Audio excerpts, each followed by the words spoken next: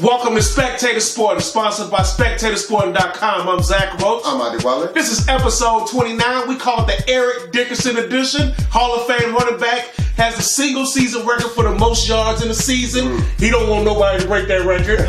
Go back to 85 when the Bears beat in the playoffs. Had to throw that out there. But shout out to Eric Dickerson, one of the best running backs of all time. We got a big show for you today. Bears talk. Bears beat the Rams. Wow, we can't wait to get into that. They got another big game coming up this week. James Black is here to talk about the Bulls, unfortunately.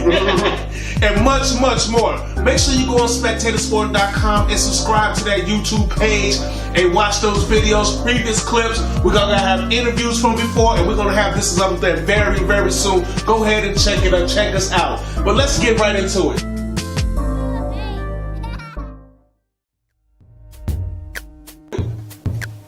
Bears, Sunday Night Football.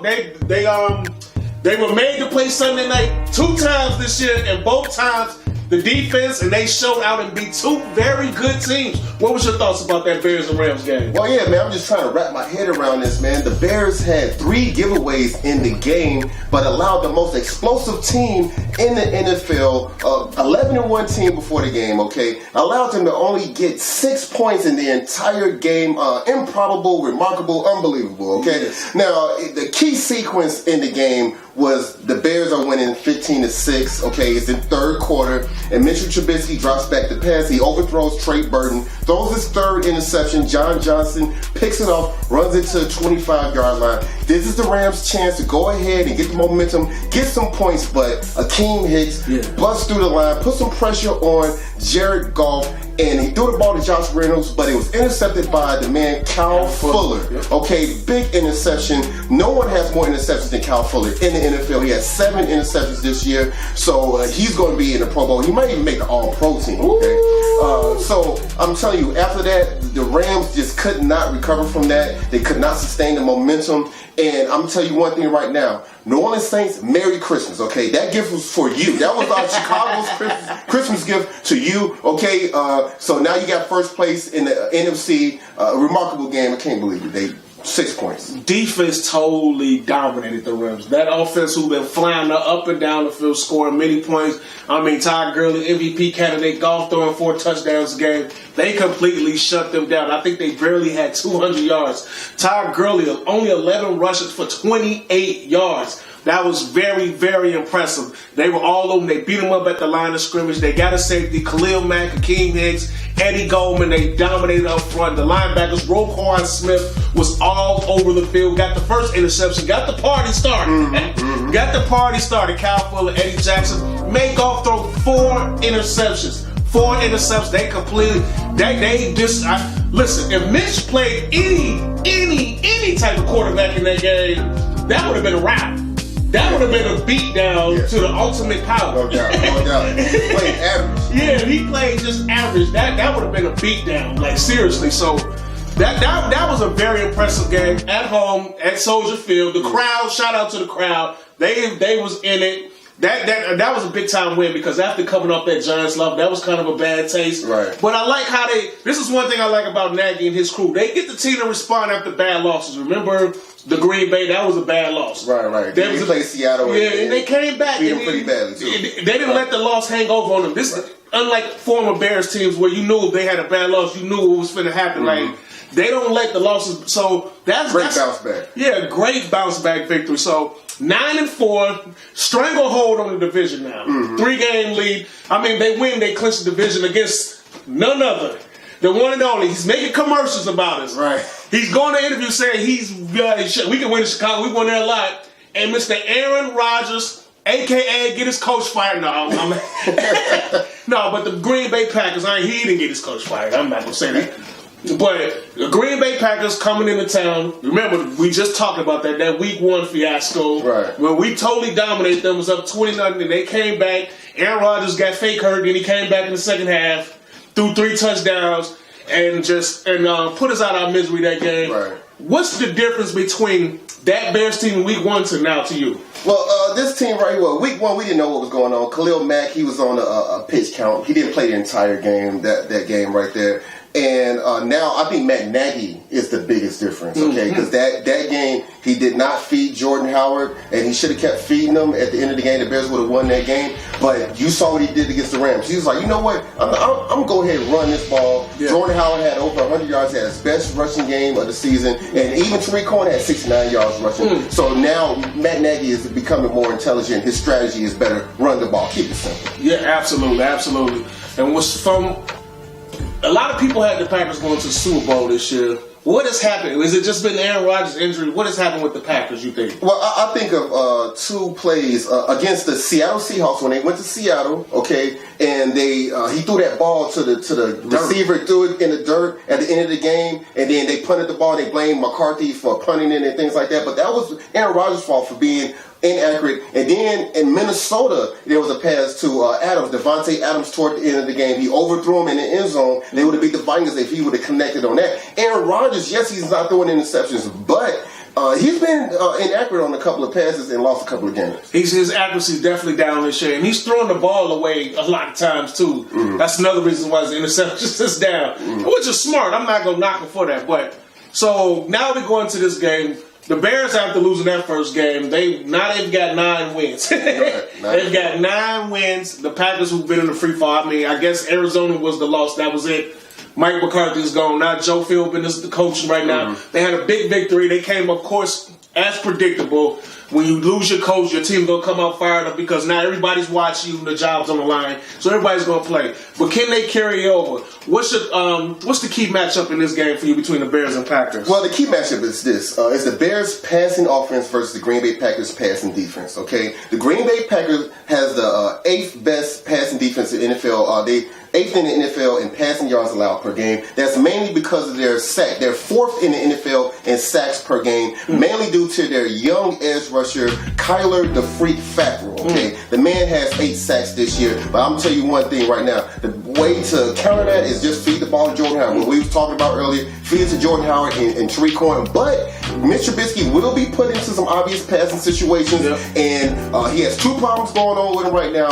Accuracy. We've been talking about this all season. His accuracy must increase. What he needs to do is stay at the practice with his guys. I know he missed some time since Thanksgiving. He was supposed to play the game after we beat the Vikings and things like that. He needs to do some reps with his receivers, throw all kind of routes to them, and put in the work, okay, repetitions. The other thing is he was labeled as a one-read quarterback Sunday night by Chris Collinsworth. They showed how when he goes to a second, third, fourth read, he was 0 for 7 in that game against the Rams. So there's some things he needs to work on. I'm sure right now as we speak, he is working on it, and it's pretty much the key matchup. Bears passing offense versus the Green Bay Packers passing defense, which is pretty good.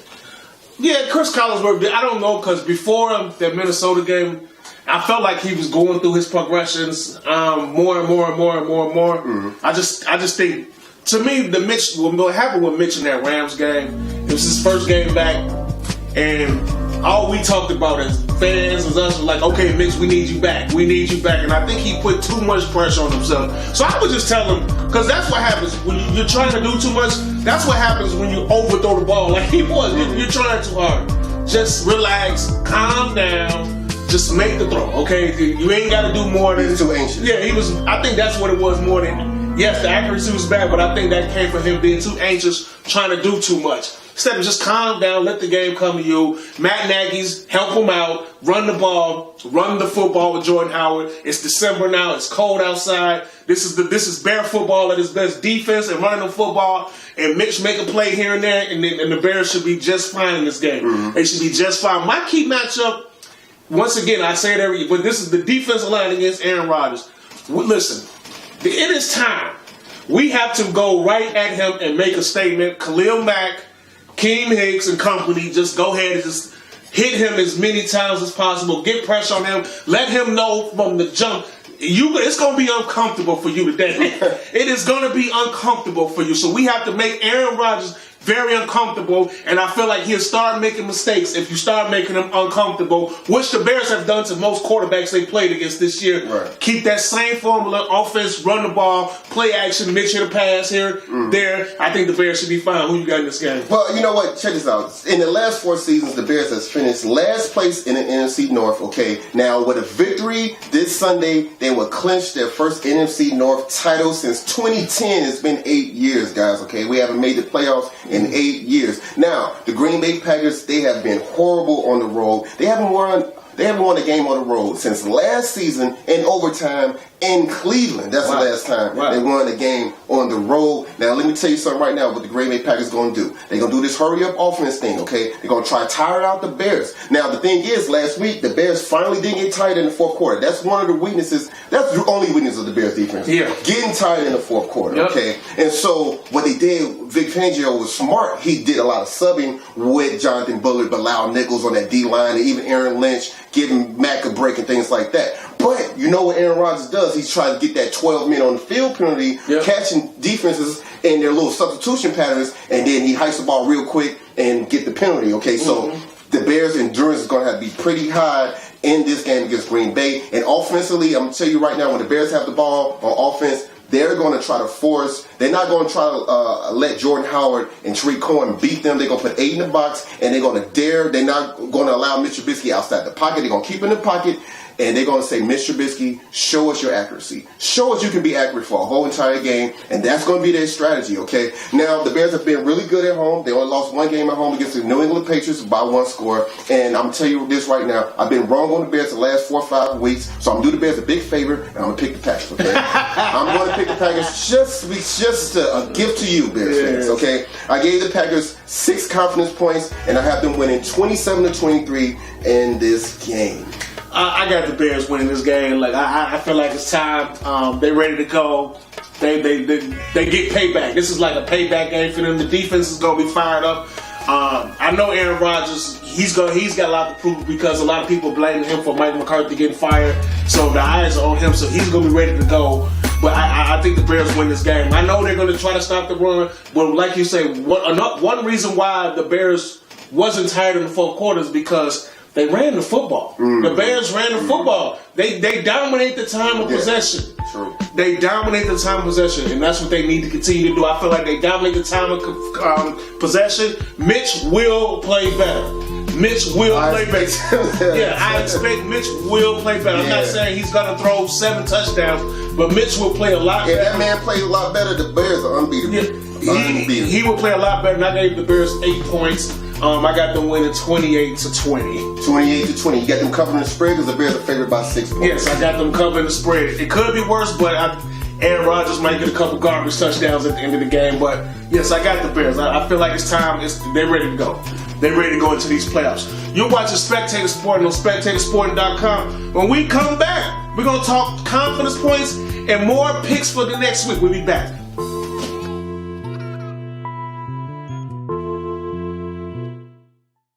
Welcome back to Spectator Sport, sponsored by SpectatorSporting.com. I'm Zach Roach. I'm Adi Wally. This is episode number 29. We call it the Eric Dickerson edition, one of the greatest running backs of all time. We have a lot of fun today. Big show for today. A lot of football. Playoffs getting close. Wild card. There's a bunch of stuff going on. We also got James Black here to talk about the Bulls.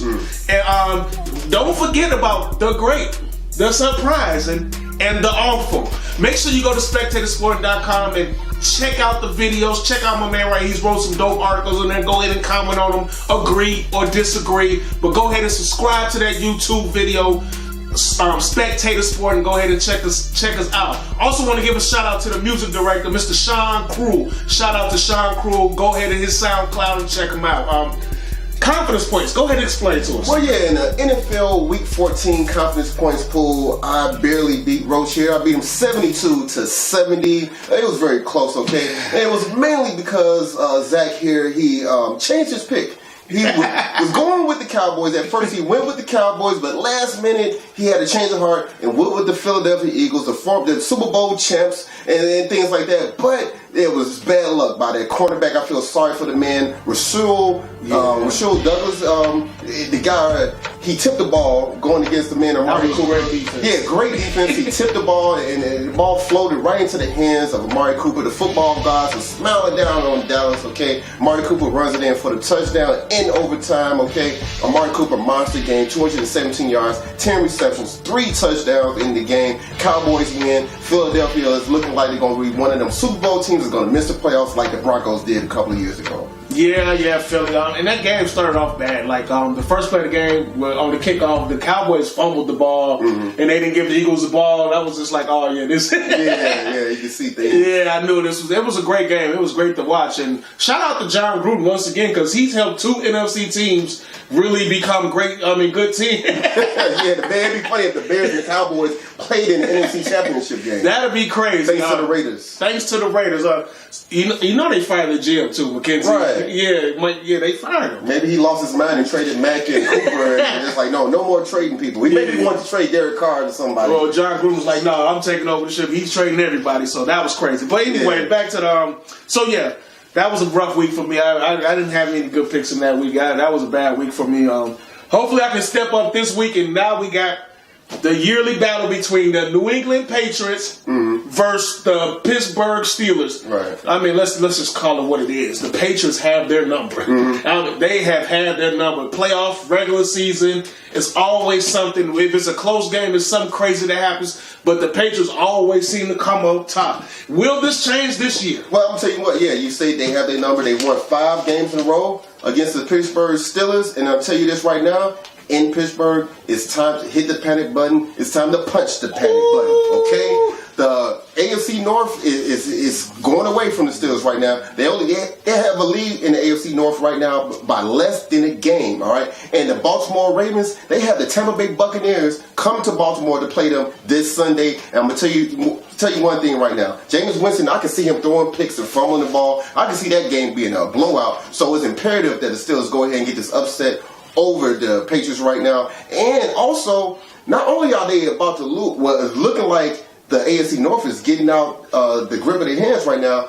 The wild card, the Steelers can be out of the playoff picture after this Sunday because you got the Colts are 7-6, the Tennessee Titans, and the Miami Dolphins. All those teams are 7-6. The Pittsburgh Steelers are 7-5-1. So they can be out of the playoff picture after this week. And also James Conner, his ankle, something's wrong with his ankle. He may try to play hurt this week. It's not looking good. But there's one good sign going on for you guys in Pittsburgh. The Patriots, they've been blown out 3 times on the road this year. They've been blown out by the Lions, by the Jacksonville Jaguars, and the Tennessee Titans. And this game is in Pittsburgh. But you know what? I don't pick against the Patriots.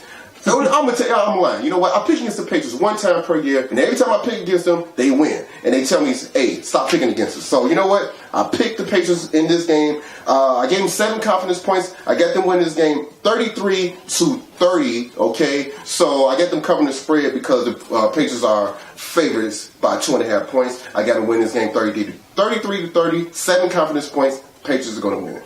Yeah, I got the Patriots too because they're coming off a bad loss to Miami. Oh, going to Miami is just rough for teams. It's just rough going down there. But I gotta go with the Patriots. I said this a couple weeks ago.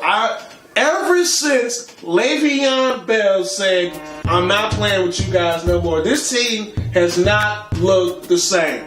They're losing games. They lost to the Raiders. They lost to the Raiders of all people.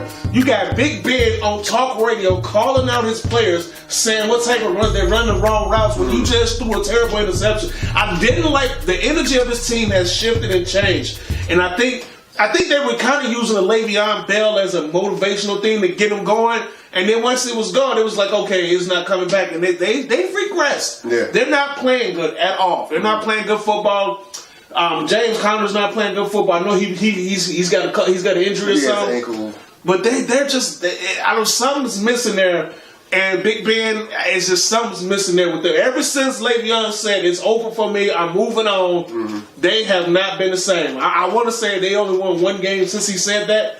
Yeah, they came back and they beat the Jaguars. They beat the Jaguars. Yeah, in the last 4 games. And that was an awful game. They were lucky to survive that game. They was losing 16-0 in that game. Yes, absolutely. So they are in. You know, their backs against the wall. They're back against the wall, and they're not looking good at all. So we'll see. And the Patriots, they're trying to get. They're trying to keep. Get a bye. They want a bye. They at least want that bye. So this is a must-win for them as well too. Mm-hmm. Even though they don't have no competition division, they don't want to have to go play in the wild card round and then go to Kansas City. Or go to whoever has another season.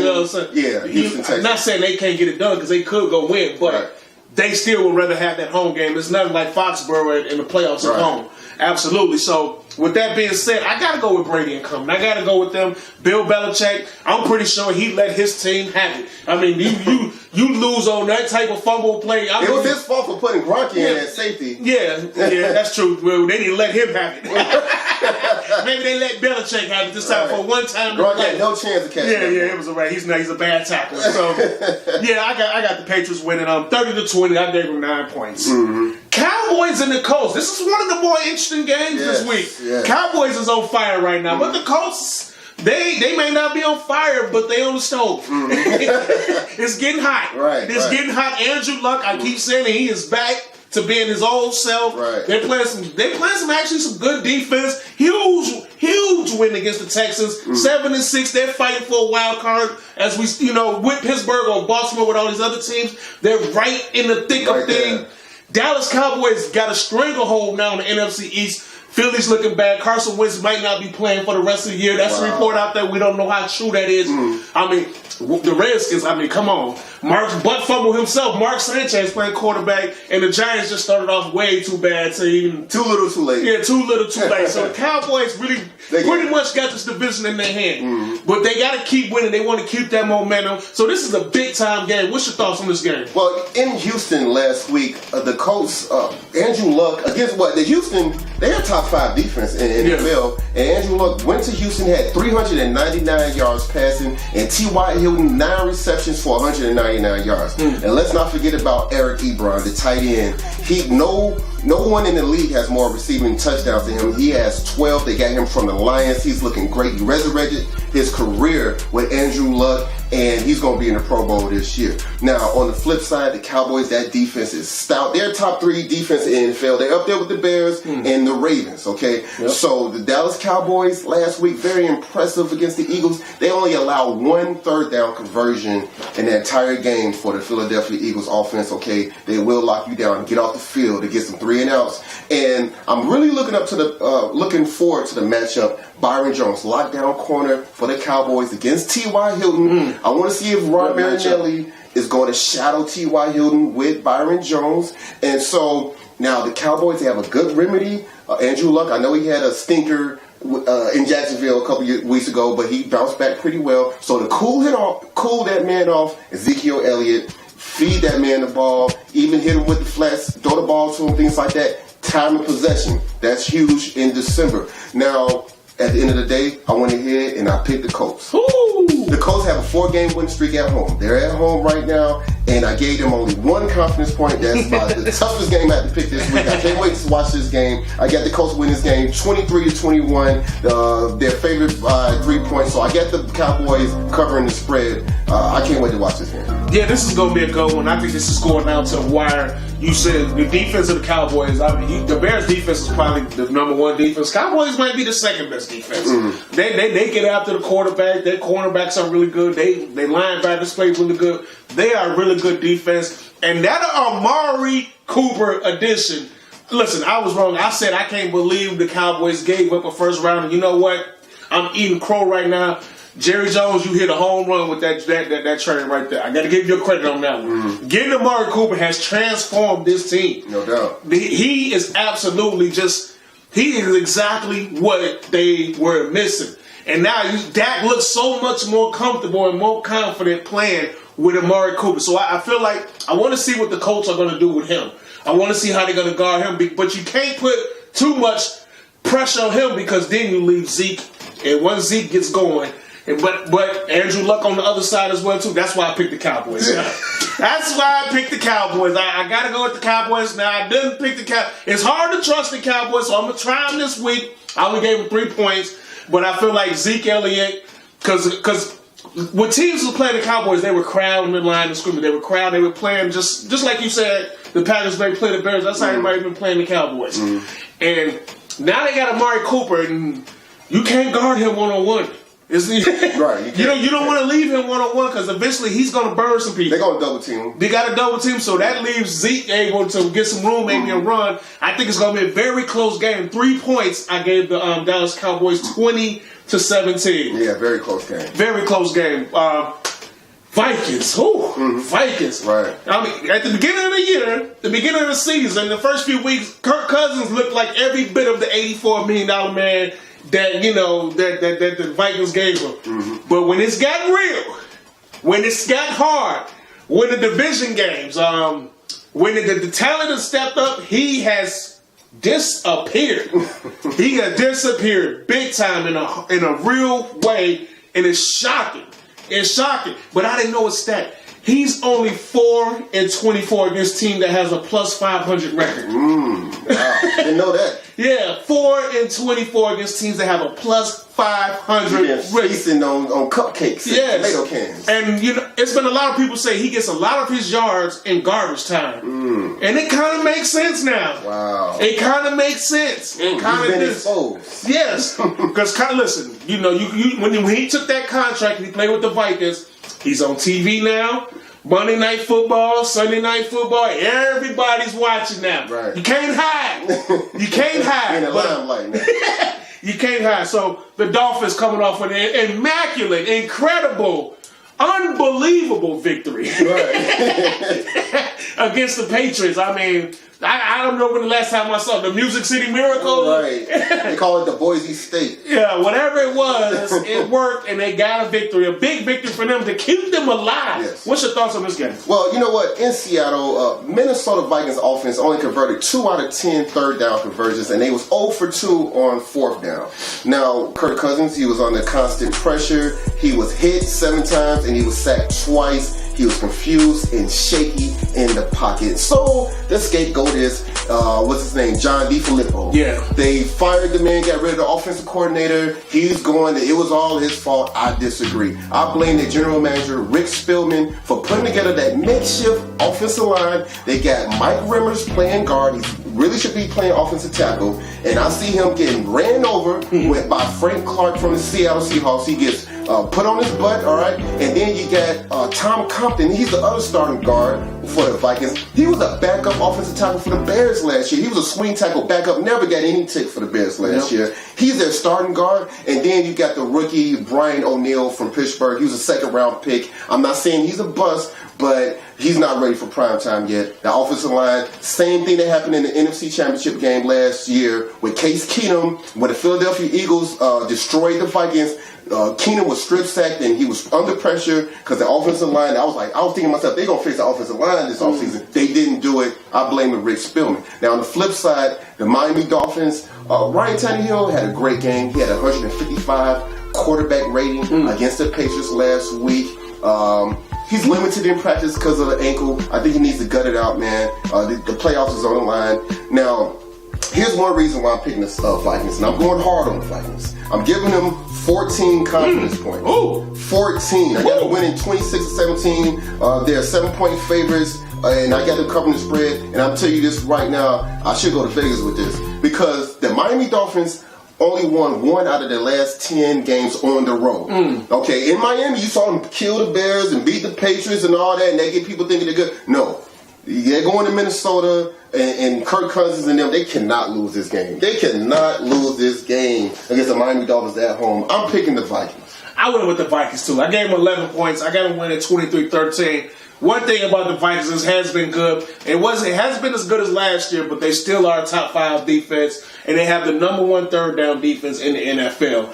And I just feel like at home, at Minnesota, this is a time to get back on track for the Vikings to stay alive because they do have the last playoff spot still right now in the NFC right now if they started today. So they got to win this game. And I feel like they will get it done. I feel like their defense will show up And if anything, they will get some turnovers on Tannehill or whoever's playing quarterback. If Tannehill can't go, Brock Osweiler. Yeah, whoever's playing quarterback, they're gonna get some turnovers on them. I feel like you're gonna see a more Dalvin Cook in this game. They're gonna run the ball a lot more this game because I guess that was one of the reasons why Mike Zimmer wanted to get rid of DiFilippo. Yeah, because he felt like they didn't run the ball enough. Yeah. But I say this today. You got an $84 million quarterback. I am not, you know, $84 million quarterback is just sitting around there handing the ball off 35 times a game. Right. Yeah, he's supposed to light it up. Yeah, so that's just what it is. But with that being said, I got the Vikings 23-13. Okay, 23-13. Yeah, I give them 11 points. They should get this done. No doubt. And if they lose this game, it's a wrap for them. It's a wrap. Zimmer might be next. Yeah, he might be next. Yeah, he might be next if they lose this game. They might get fired after the game. He might be next too. You're watching Spectator Sport on SpectatorSport.com. When we come back, it's the great, the surprising, and the awful. Also, Bulls Talk with James Black. We'll be back.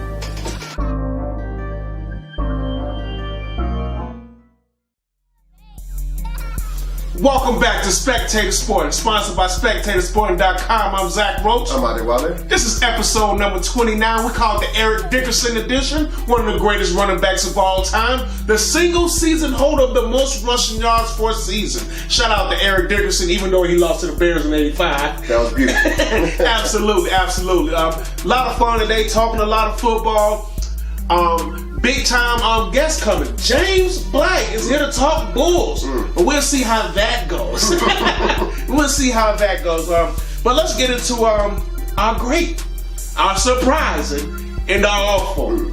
It's been a lot of stuff going on in the NBA. The NBA has been pretty exciting. I know the NFL right now is, taking over. They got a lot of stuff going on in the NFL. But the NBA has been a lot of good things, bad and awful things. What's been surprising to you, though? Well, surprising, before the season, we pretty much figured that the Lakers and the Nuggets would enter the playoff picture in the Western Conference. But who knew that the Mavericks would photobomb that Western Conference playoff picture, okay? The Dallas Mavericks right now, they have a top 3 record at home, okay? They only lost 2 games in Dallas this year, and that DeAndre Jordan signing, very underrated free agent signing in the offseason. He's doing what he do, man. He's top 5 in the NBA in rebounds per game. And I'm going to tell you something else. The number 1 pick in the draft, DeAndre Ayton, he's going to have a tough time snatching that Rookie of the Year award from Luka Doncic, all right? We saw him hit a clutch shot against the Golden State Warriors to beat them. He had a big shot, step back 3 against the Portland Trail Blazers to win that game, that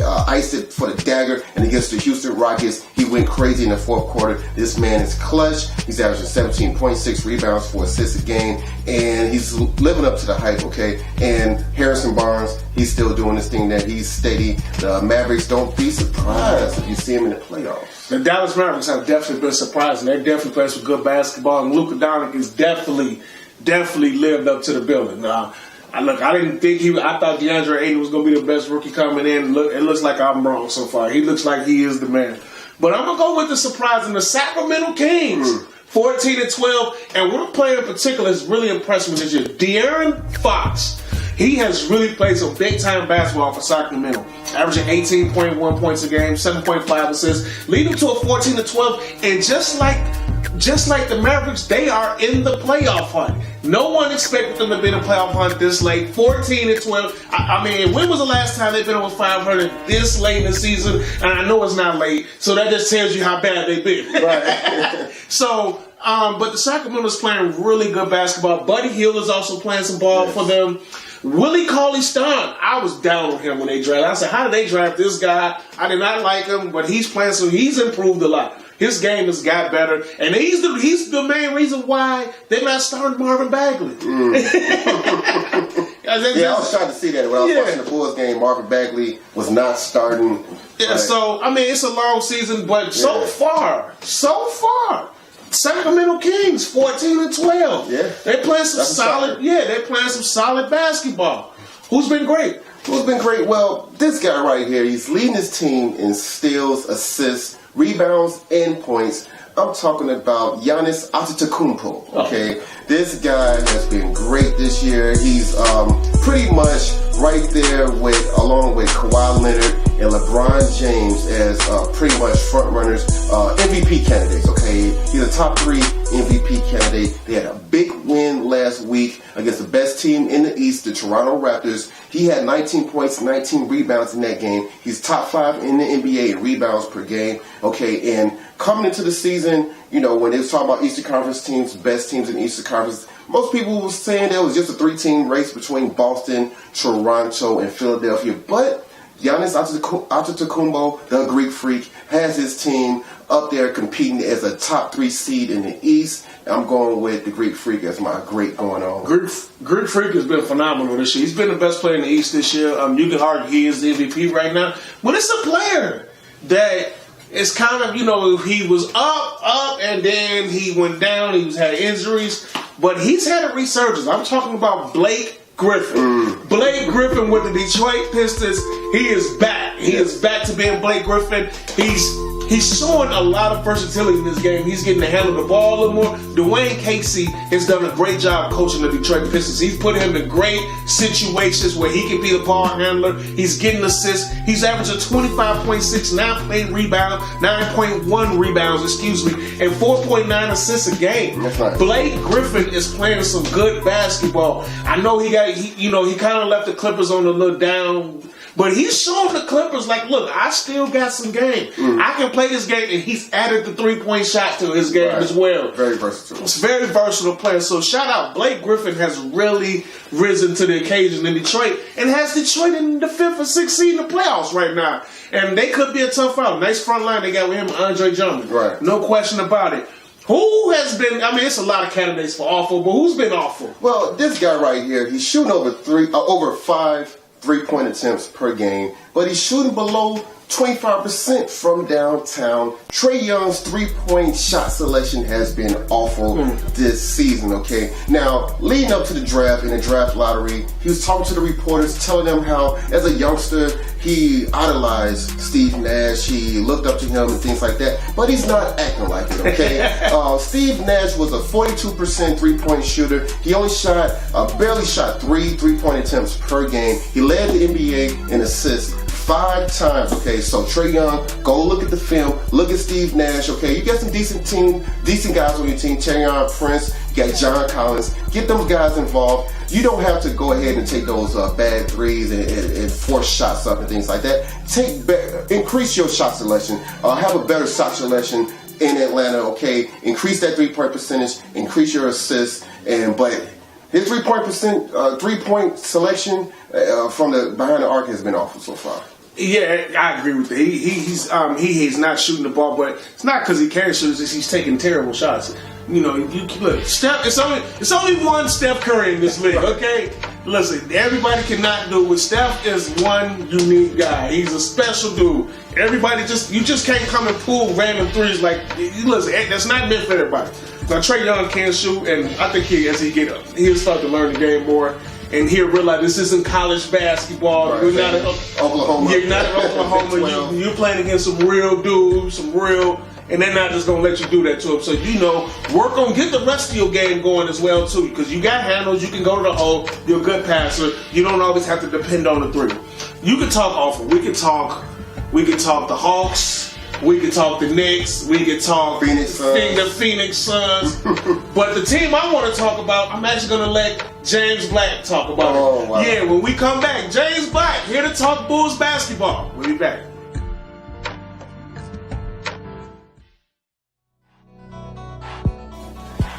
Welcome back to Spectator Sporting, sponsored by SpectatorSporting.com. I'm Zach Roach. I'm Budleewiser. This is episode number 29. We call it the Eric Dickerson edition, one of the greatest running backs of all time.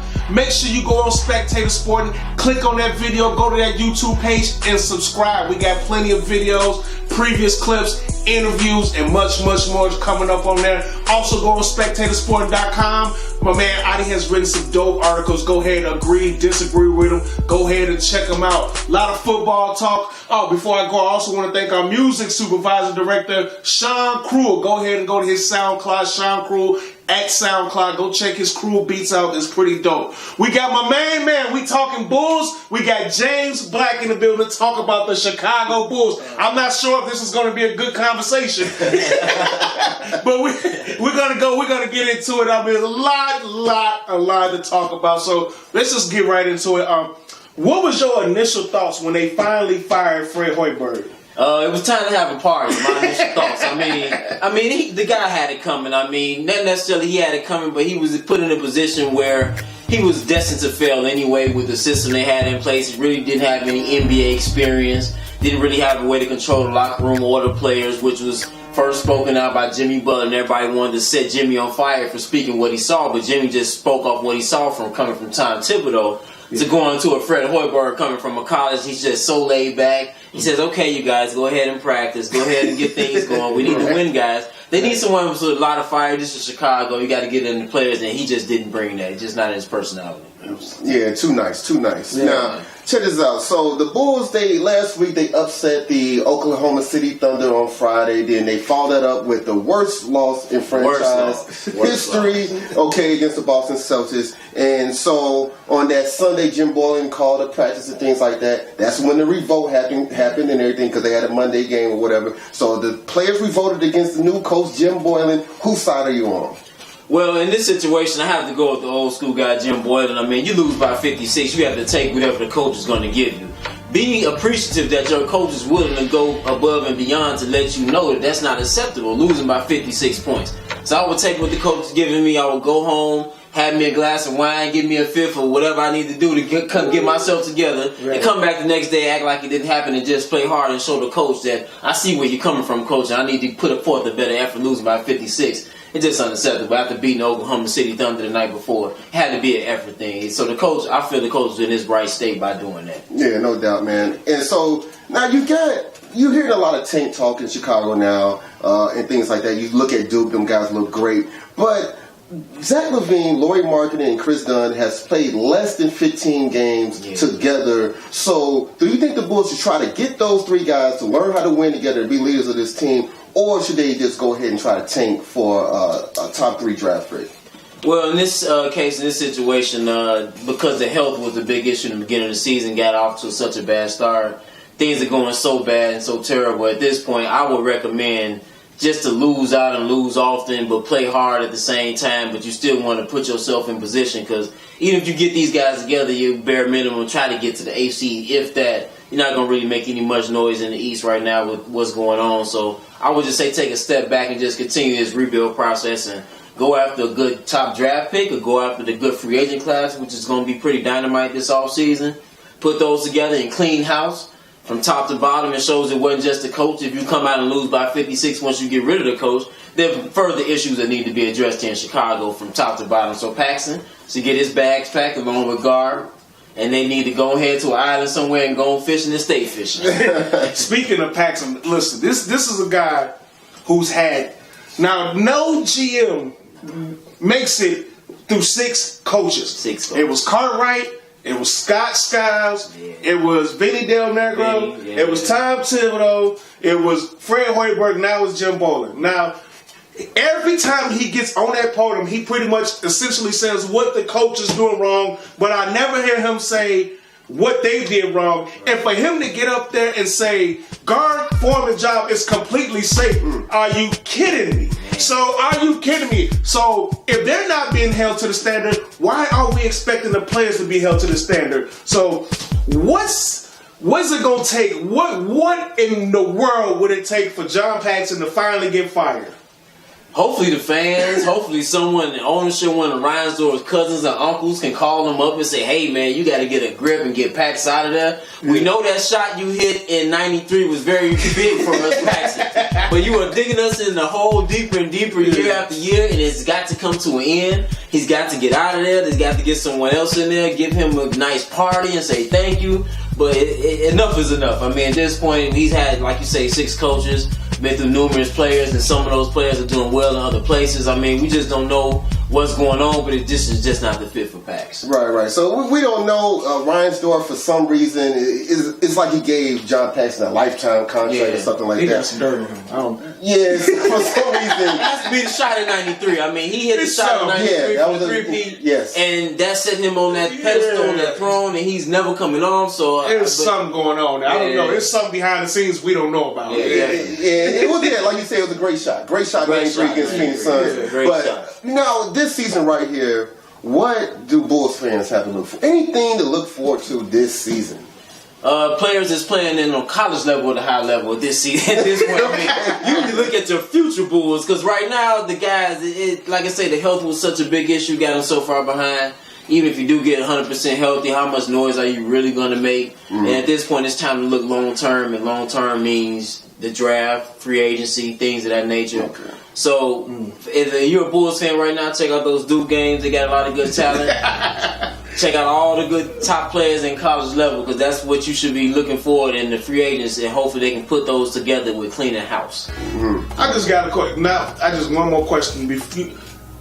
I've heard that Zach LaVine was the main one complaining about the price. How do you feel about the guy you just gave the big contract, $80 million, being the guy who's pretty much opposed to practicing? How was that? Well, Zach needs to have a sit down with some of the old school guys just to know that that's something you keep to yourself, and that's something you hold when you step out on that court after losing by 56, so you don't want to go through that again. Yeah. You approach that a different way. So Zach, he's a young guy. This is a new generation. So they haven't been schooled on certain things. So by him being a leader, he should have held that to himself and presented it in a different way and just made sure that didn't have to happen again instead of moaning and complaining about it. That's definitely what it looks like. We got the main guy, and he doesn't want to practice and practice hard, losing by 56. Losing by 56, they should have started practice that night. I mean, it should have went from that night to the next afternoon, provided lunch and meals for the guys. I mean, come on now, losing by 56 at home. At home. At home. 56 yes. At home. That's crazy. So basically, the Bulls have a lack of accountability going on right there. Until they get that accountability straight, before they can win, they have to be accountable. They have to be held accountable. And I think that's the biggest issue going right there right now.